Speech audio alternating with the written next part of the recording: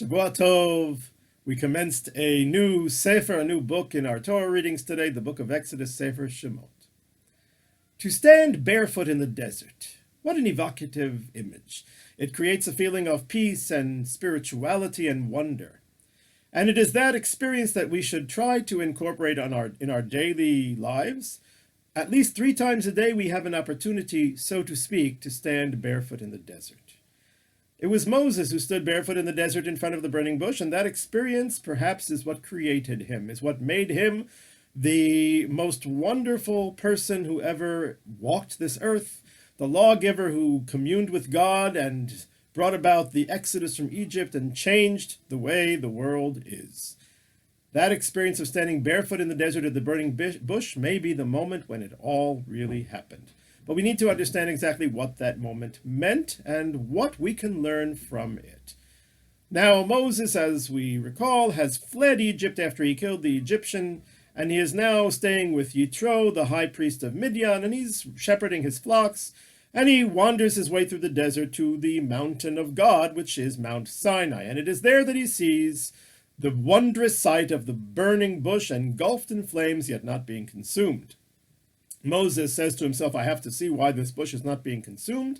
And God sees that Moses turns aside and goes to look at the bush. And apparently that turning aside was a very significant action on Moses' part, because in the merit of it, God then comes and says to Moses, you are going to be the one to bring Israel out of Egypt.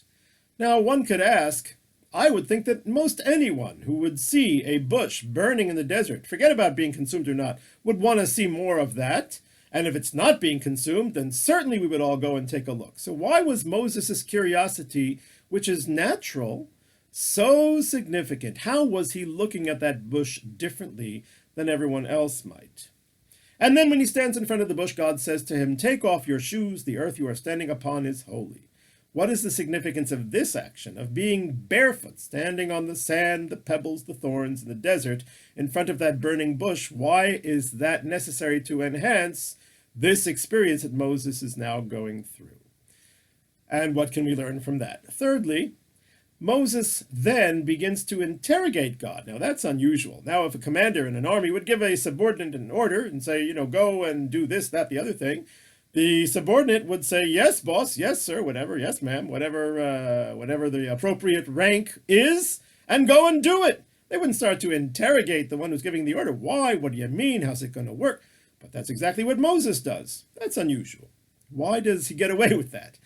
And what is it that he interrogates? What is the first question he asks? He asks, who am I that I should go to Pharaoh and bring the Israelites out of Egypt? And Rashi says Moses is really asking a deeper question. He's saying, even if I have zechut, even if I have merit, but the Israelites at the present time, they are idolaters. They worship the Egyptian gods just like the Egyptians do. So spiritually, they're no better.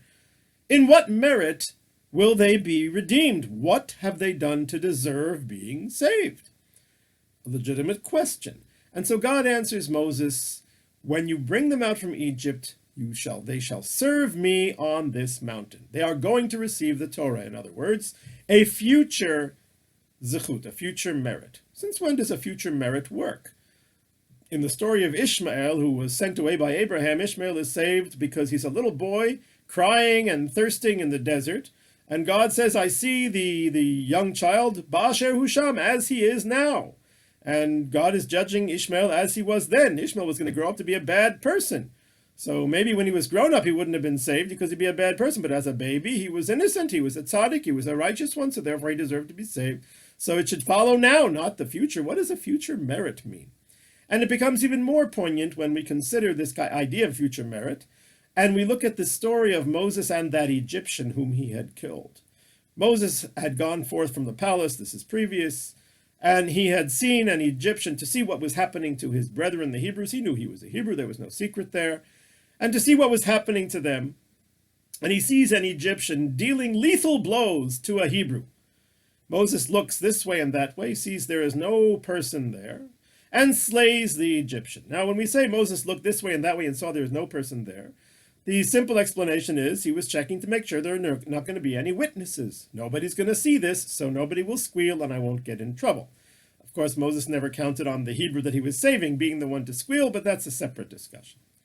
But Rashi again gives us an interpretation of the rabbis that it wasn't just that he was checking for witnesses.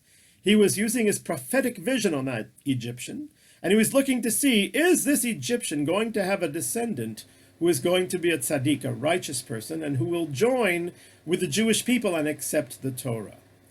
If so, it is implied, Moses will not kill the Egyptian. Wait a second.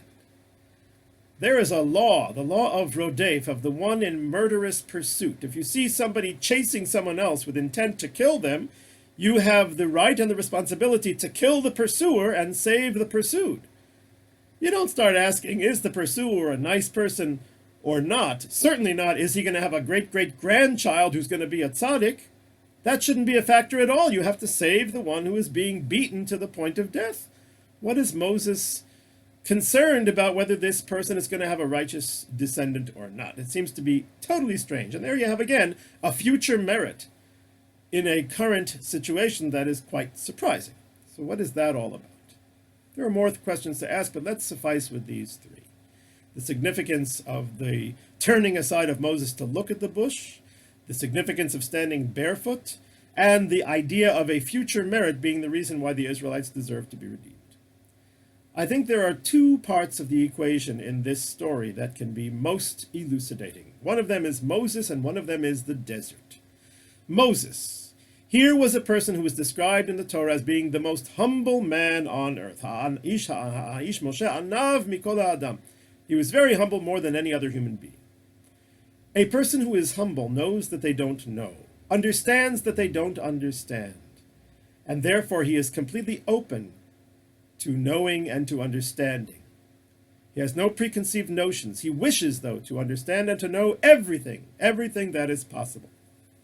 As a result, that character trait is what created Moses. He never stopped learning. Everything for him was a curiosity. How does this work? How does this happen? What does it mean?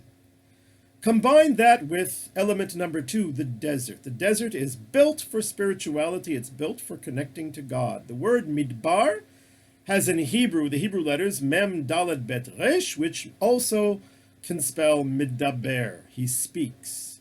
Because it is a place where one can hear the voice of God. The prophets constantly use this idea of God's voice booming out over the desert. The prophecy we read in the Haftorah after Tisha B'Av, Kol koreba midbar, a voice calls forth in the desert, Yashru mesila le'Elokeinu, clear a path for our God. The desert is the place where God's voice can be heard.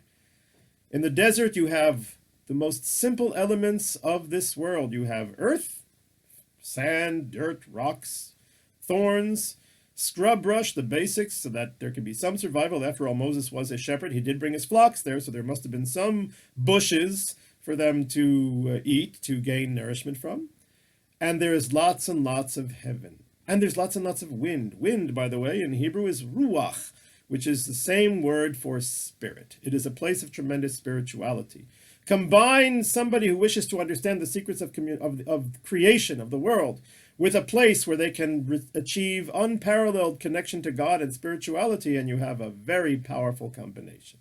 And there are other reasons why the desert is so perfectly built for spirituality, because the things that prevent spirituality are the things that lock us into our daily lives, where we are constantly bombarded by the temptations of three main types of sin. The rabbis in the Mishnah say that there are three sins that cause a person to be removed from the world. In other words, to disconnect from the spiritual power of the eternal world. And those three sins are kin'ah, jealousy, ta'ava, lust, and kavod, the pursuit of honor and glory. Those three things are completely absent in the desert. There is certainly no jealousy because the desert is what we call hefker. It is abandoned land. It belongs to no one and it belongs to everyone. Nobody can be jealous of anyone else in the desert because nobody owns the desert. And as far as lust goes, well, the desert is obviously not a place for that. There are no fruits. There is no luxurious existence in the desert. It is basic survival. And certainly glory and honor is irrelevant in the desert. You know, one of the scenes that I liked from the Cecil B. DeMille movie, The Ten Commandments, even though it really is not accurate in terms of the biblical story, but the moment when Pharaoh who had Ramses, who had been considered in the movie as Moses' rival for the throne, that Moses was considered a possible heir to the throne of Egypt. He might have become the pharaoh, according to Cecil B. DeMille. And when Ramses is victorious, he then banishes Moses to the desert, and he stands with him at the edge of the desert, right? This is different than the biblical story where Moses is running away. Here, Ramses is expelling him, and he says to him, Moses, you would be king over this. This is your kingdom. The sand, the rocks, the scorpions, the snakes, this is what you shall rule, right? There is no pursuit of honor or glory in the desert. So if we remove all of these things that take us away from true spirituality and from truly pondering and considering the secrets of creation, the meaning of the universe, then we are capable of connecting to those things. Get rid of the jealousy, of the lust, of the pursuit of glory, and you have an open field for spirituality. And so therefore, Rabbeinu Bachye, who was a classical commentator, explains that this is what Moses was pondering as he wandered through the desert. And then he saw a bush that was burning but not being consumed. We interpret this to mean simply that the bush was engulfed in flames, surrounded by flames, and yet it wasn't getting burnt. I would like to suggest something else, that the bush itself was flames, that the bush itself was burning, and yet it remained in the form of a bush. And this is what Moses saw. According to Rabbeinu Bachye, Moses saw in this bush an explanation of how the entire universe exists. That we have physical matter, which is sustained and allowed to exist, and exists by the agency of tremendous energy within it. Call it nuclear, call it what you will. But the flames symbolize the energy, and the bush symbolizes the cold matter. And Moses sees this, and he now understands how creation happened, the Big Bang, if you will, which posits that everything started as tremendous energy that then cooled off. But Moses is puzzled, how is it that this cold matter, this bush, can continue to exist if there is so much hot energy that is within it, that creates it? How come that energy doesn't burst free and return the entire universe to tohu vavohu, to chaos, to the form of energy, and yet the earth remains in the form of matter? How is this possible? And Moses realizes, I know how it's possible. God allows it to happen. There's a Kabbalistic concept called tzimtzum, which means God withdraws or contracts himself to allow the universe to exist. However you wish to explain it Kabbalistically, this is beyond my job description, beyond my knowledge. Nonetheless, there is God that enables the material world to exist. And Moses now grasped this secret of creation. And that's what God sees Moses noticing. And then God says, oh, this is somebody who has the potential to become a great prophet and a great leader. And he then calls out to Moses and he says, you've started on this journey. Now make it complete. Remove your shoes. Because shoes prevent a person from achieving the fullest spirituality. Shoes symbolize having places to go. Shoes separate one from the pureness of connection to the earth. The word na'al is also connected to the word na'ul, which means locked. Wearing shoes sometimes locks us in our earthly life and our earthly existence, in our daily grind. Standing in the desert, on the sand, on the rocks, on the thorns, one cannot run. One must stand at peace and contemplate the great heavens, the spirit, the wind, and really have a chance to connect to God. And that's what Moses is now doing. Now, what is the future merit that will cause the Israelites to be redeemed? And how is it that Moses wouldn't have killed the Egyptian had that Egyptian had a descendant who was going to be a righteous person? How is it that we understand those things? I don't think there's such a thing as a future merit that does not have some present spark. Something in the moment now must exist in order for that future merit to come out. So let's take a look at Moses and the Egyptian. The rabbis also explain that Moses didn't kill the Egyptian with a left jab to the cranium. Rather, he killed the Egyptian in a very special way by uttering the divine name of God. Wow. How do we know that? Because the next day Moses encounters two Hebrews who were fighting. And one of them says to Moses when he rebukes them, "Hal horgeni ata omer." Are you saying you're going to kill me? And the rabbis say, he kills by saying. Well, what did Moses say to the Egyptian? He said the divine name of God. So I would like to combine those and suggest that when Moses said the divine name of God, if that Egyptian had within him a spark of holiness that was going to come out in a few generations, then the divine name of God would not have killed that Egyptian.